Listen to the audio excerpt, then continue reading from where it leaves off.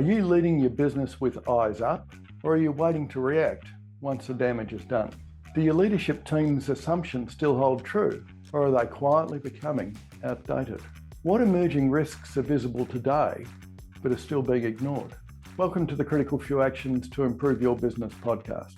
I'm John Downs, and in this episode, I interview CEO Masterclass Chair and expert Peter Westlund, with deep experience in helping businesses design strategy that holds up under real-world pressure. Peter brings sharp thinking to a skill too few organisations practice: scenario planning. Not as a theoretical exercise, but as a way to build agility, surface blind spots, and make better strategic decisions before a crisis hits. Here are the critical few insights in about 4 minutes. Number 1, scenario thinking is a strategic skill, not a one-off exercise. Peter draws a clear distinction between strategy and forecasting. Forecasting tries to predict the future, whereas scenario planning prepares you for multiple versions of it. It starts by expanding your thinking. Identify what's likely, what's possible, and what would force you to act. And what do? Well, don't wait for perfect certainty. Start with the big what ifs: competitor changes, policy shifts, new technologies, customer disruption, and map them against your current strategy. How do they fit? The second insight, VUCA, i.e. volatile, uncertain, complex, and ambiguous, is real, and you're probably not ready. Peter reminds us that strategy must now be shaped in a VUCA environment, from China's iron ore consumption to energy transition or changes in superpower direction to global health shocks. Your business is going to be affected whether you see it or not. So what do? Get your team scenario ready.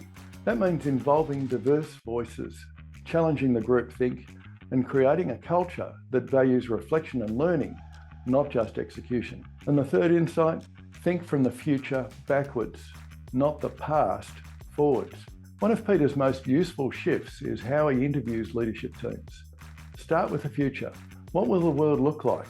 What do we want it to become? Only then review current pain points and recent history. That reframing can change everything. And what do? Well, in your next strategic session, reverse the conversation. Ask, if it's 2029 and we've either succeeded or failed, what led us there? Work back from that point. Let that thinking drive action.